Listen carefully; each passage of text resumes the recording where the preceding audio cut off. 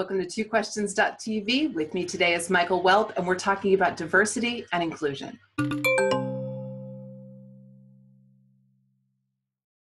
Welcome to twoquestions.tv. I'm Susan Baroncini-Moe. Joining me today is Michael Welp, the co-founder of White Men as Full Diversity Partners. For more than 2 decades, he's worked extensively with Fortune 500 company leadership to build a culture where diversity flourishes and inclusion is the order of the day. Hi, Michael. Welcome to the show. Hi, Susan. Thanks for having me. Okay, we're going to do something unusual today. We're going to start with a bonus question because I only am supposed to use 2 questions, but I'm known to go rogue. So I want to start out with a bonus question that is this. Why white men? What's the story? Tell me. This is the first time we've really dipped our toe into what I consider to be kind of a difficult topic. So why white men? Yeah, good question. I grew up in the Midwest. I grew up in Iowa. I worked in Minnesota for many years. And it wasn't until I moved out to Washington, D.C. that I actually started learning a lot about race issues, gender issues, sexual orientation. And I came to see myself that I'm part of a white male group. And that was right when Nelson Mandela was released from prison. And so I went over to South Africa for a year, and I facilitated interracial team building for mining groups, banks, and pharmaceutical companies as part of what I was doing as an outward bound instructor, taking people on wilderness trips. And at first I connected with the people of color in South Africa, all the different tribal groups who would be spontaneous and dance around the campfire. And over time, I'm like, I have a lot in common with these white guys. They're good guys, one-on-one, and yet part of this system where they're in control and others are conforming to their system that's oppressive. And I realized I felt compelled there, Susan, to come back to the US and work with people like me, other white guys. So I came back and I studied and did a dissertation about how do white men learn about diversity. And I studied the learning journeys of men who worked full time and advocated diversity. And I found they learned everything from women and people of color. And I was presenting the results of that to this conference. And this Black woman stood up and she said, if that's the pathway to diversity for white men that I have to teach you all, I'm exhausted. I don't have the energy to educate you all. And, another colleague of mine, Bill Prodman, and I realized, that's true. We need to create a more sustainable process that is about white men engaging other white men. And instead of, when you look at race, for example, often we're talking about people of color and examining that. And when we're looking at gender issues, we're looking at women and talking about women. And we often get those groups to lead diversity initiatives. And one of the implications is white men become unexamined and don't think diversity is about us.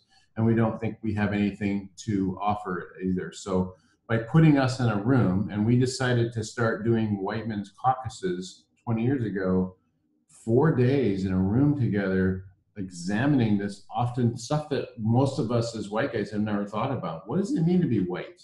How is my experience in and out of work different than my colleagues of color? What does it mean to be male? And how is that different in and out of work? And what are the messages I've received around that impact when I lead and how I lead and whether I lead inclusively? And we've discovered, most of us discover, wow, I never thought about myself as part of a group. I've never had to leave my white male culture. So I'm not aware of the water I swim in as like a fish doesn't know water, because I have the privilege of the cultures in my church, my business, my schools. I have the least awareness of that. And others are fitting into this culture and conforming to it. And I don't even know that. I just say, I don't see color, I don't see gender, I just treat everybody the same. And I don't know that my intent being in equality, the impact of that is that they feel like they have to fit in and leave part of themselves at the door.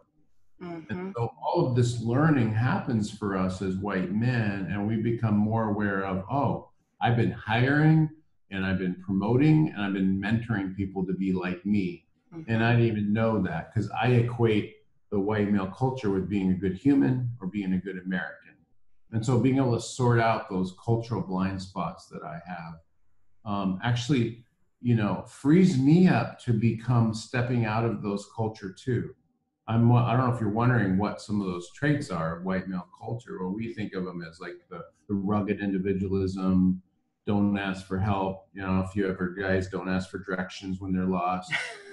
It's not okay to say, I don't know. The tendency to be focused on action, fixing, problem solving, jump right into action. And sometimes we don't listen because we're focused on fixing something. All those kinds of traits, the ability to disconnect emotionally because we think being rational and being emotional are sort of an either or, and other cultures don't do that. So those are sort of the water that we swim in, and that we end up making other people swim in, and we don't even realize it. So that's a little bit about the background of why white men. And so we're in this really interesting, unique time where with the Me Too movement and all of these, I mean, the insane number of stories coming out right now, it seems like there's a culture of, let's just shove it under the rug and get on with business. Let's just pretend it's not happening. Yeah. And as a woman, you know, yes, me too. But there clearly there's this whole world of something. What don't they get? What don't company leaders understand about this? Like, how is this happening? Well, you know, there is a sense of a lot of white men saying, what's really happening with these rich white men who run media, and you know, and are they just sort of like corrupt with power and not really realizing, no, this is just the tip of the iceberg. This is like the stuff that has been happening for years, not just at the high, but top levels. The statistics on harassment of women say the places that happens the most are hotels and restaurants. Women who work at all levels, not just the top of the level. And that's, you know, if you look at the stats, almost 20% of women in the US are raped. And it's men that are doing that. And so what's the culture that we grow up in as men that has taught us to objectify women as sexual objects, to rate women, to talk about women with each other, to, you know, feel like we have some ability to dominate or just sort of like assume we can take what we want, or do that objectification in a way that, you know, there's one guy in one session said, we don't have that problem in our country, which was a Scandinavian country. Really? And an HR woman the next day said, I couldn't sleep last night. I actually had to take a male and fire him because he had a scale in his office and he was requiring women to stand on the scale and charting their weight on the thing. And, you know, our question was, what's the 10 years before he did that, his on-ramp of behaviors that ramped him up to actually do that? What are all the unique things that he felt the freedom to do around objectifying women, or all that? And so it's like, we don't realize, it's like, what's the Weinstein part of me? What's even the Donald Trump part of me, you know, the comments that he was caught on tape. It's not like it's out there and it's bad. It's like, you know, I spent time in a fraternity in college. I spent time growing up and receiving messages around scoring with women, objectifying women and stuff. And so, and what's the, you know, for instance, in one company now, there was a conference meeting going on and a woman was walking by outside through a glass window, and one guy made a comment about her. The other guy said, I'm not comfortable with you making that comment. I don't like that. And way to go, dude. Yeah. He didn't even know that happened, but he had her back, but he also had the other guy's back. And so what do we as men collude with in each other, and how do we gain all that bantering that we do as men is usually to connect, and we gain status. And I know another guy who called another guy on inappropriate gender joking in emails. He was kicked out of the golf club. So there's a perception amongst guys that you're going to be kicked out of the club if you challenge the club. And yet we need to make it so that guys gain status with each other by challenging. Again, the burden for educating white men typically has fallen to women around gender. And so how do we as men step in our role of challenging and supporting each other, both on a consciousness, awareness, and an intervention like that conference room incident when something inappropriate happens. So you don't have to sit there as a woman fuming saying, am I going to say something? And if I do, will I be seen as having a chip on my shoulder? Yeah, And you're the problem. Yeah. Yeah, and when a guy does that, it's a way of using our privilege honorably. We don't have, we have male privilege. We have ways of, we don't have people look at us and think we got our job because of affirmative action. We don't have, we can do the same behavior that a woman does, and it may be assertiveness, and we're called assertive leader, strong, passionate leader, and the woman may be called the B word, And that's been shown in studies over and over. There's like this narrow gap for you because you're expected to be strong and nice at the same time. And we as men are socialized just to have to be strong and assertive and things. So we don't understand the complexity of that world that you're swimming in and all those different expectations. And for us to partner better with you as women, we need to understand how you are expected to assimilate into male culture and what happens when you do, the double bind that you're put into. So there's a lot of complexities there for us to sort out and understand. Yeah. To be fair, and sort of explore this a little more fully, on the other side of things, I think we're having these conversations, and I hear a lot of my female colleagues and friends saying, listen, men, be quiet. Listen to us. Just be quiet and listen. Now's not the time for you to be talking. And I almost feel like that is important. Men should be listening, but this isn't just a male thing. We as women need to also understand the dynamic and the social norms around being male, because there's a whole world you're talking about in that culture where, you're not allowed to have that emotion. You're not allowed to ask for help. And perhaps we need to free some of that up as well. Absolutely. One of our cultural strengths or cultural traits is that action-oriented, fix-it, problem-solving mindset. We think we have value to the degree we're fixing things, Right. So that's why you and other probably tell those that are heterosexual, tell their male spouses, I don't want you to fix this. I just want you to listen. You really, because we overuse the fix-it muscle. Yeah. And underutilize the just listen. We don't get that listening actually counts as an action.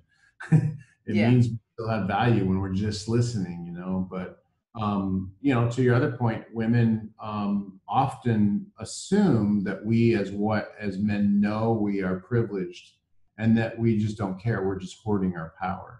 So you attribute negative intent.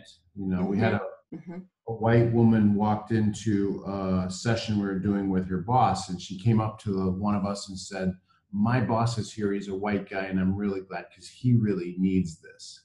And then midway through the break, she came up and sheepishly said, I realized I have a lot of work to do too around mine. So what are your assumptions that you make about white men and our intent? A lot of times you give us more credit. We're not mean. We're just clueless. We don't see our privilege. We don't see that others are having to fit into our world. But you're right. We live in a prison, basically a culture that we don't realize is a culture. Is like a box that we just have autopilot on. It's not okay to ask for help. It's not okay to be too emotional. It's not okay to have deeper relationships with other men and ask personal questions. You have to go fishing together instead. And that, so we have those cultural strengths because they're not bad traits. And to be able to step out of the culture, maybe I want to ask for help sometimes, or be able to say, I don't know the answer to that, or maybe able to ask for ask to have deeper connections with my colleagues or look at each other's resources for help. You You know, we know, had, it's one of those yeah, gilded prisons, isn't it? Right? Like it's a prison, yeah. but it comes with a lot of benefits. Let's not, I mean, you know.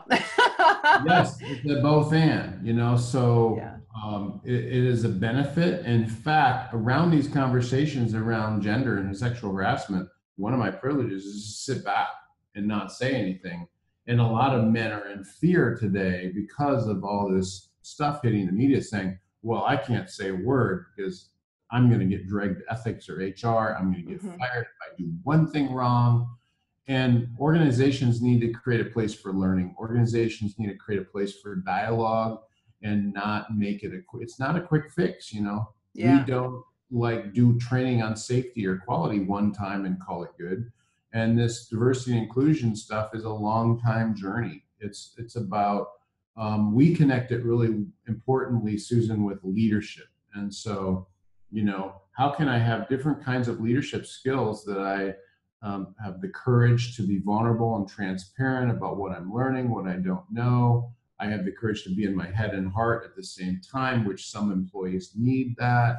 And I have the ability to be able to sit with messy, complex ambiguity and have tough conversations, sort out my intent and my impact for learning around partnership with others.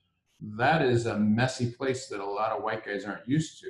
We Hmm. want to know the wallet card of the 10 things to say and not say around diversity. We want to take out all the uncertainty.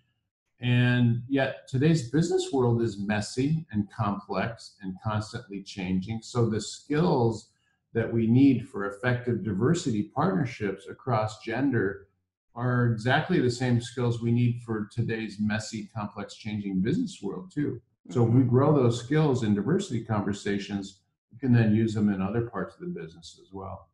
So let's get so someone's watching right now. They own a business.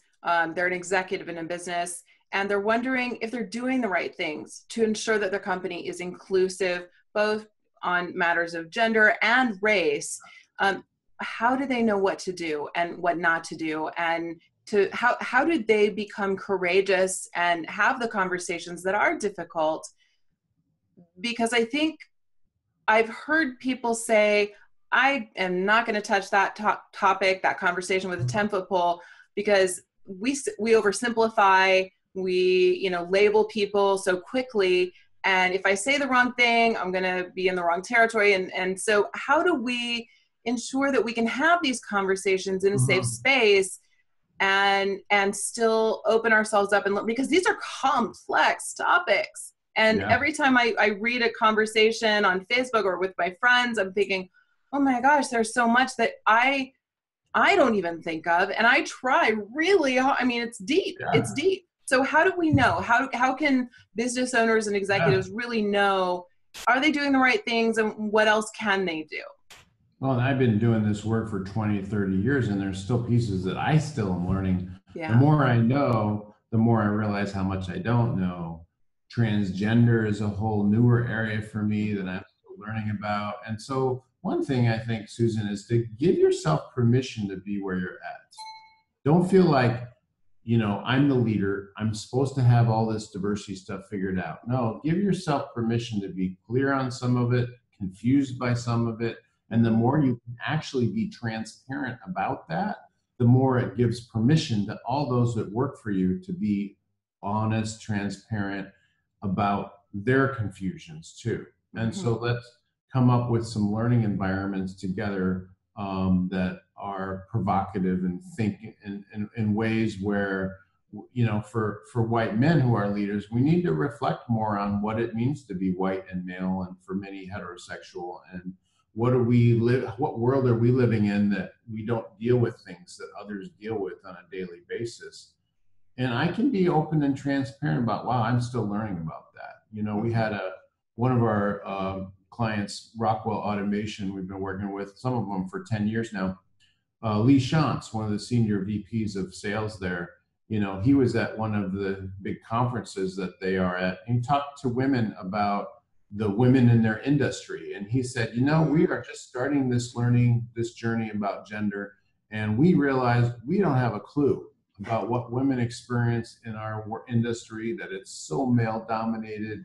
There's things that have been happening that are inappropriate. There's things that we don't intervene on, that we need to intervene on, and we miss it, and we've got blind spots. And after that session, he had like 30 women come up to him and give him their business card, because they said, we've never heard anybody talk authentically about women in this industry, which is in industrial automation, and that for them. And we want to work for you because you're trying, because you're actually trying to figure it out. And they recently won the Catalyst Award this year for their journey of doing a lot of work. And one of the things that Catalyst did some research on these white men that did these 4-day labs that we do.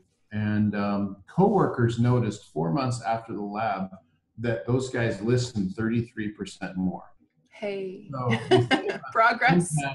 There you wanted listening. Just listen to us, Guys practice the listening skill a lot in those 4 days. And, we've actually gotten companies that have had wives send thank you notes. I don't know what you did to my husband, but I don't want the old husband back. He listens to me differently, he listens to my kids more. And so there's a lot for men to benefit and white men to benefit from this journey. It's not about only helping women or people of color. It's like, wow, we gain a lot in this process. We have deeper relationships with each other. We have deeper connections with our kids. We understand our spouses' worlds as women that they're in for us. And it goes on and on. But that I would say to leaders, be transparent.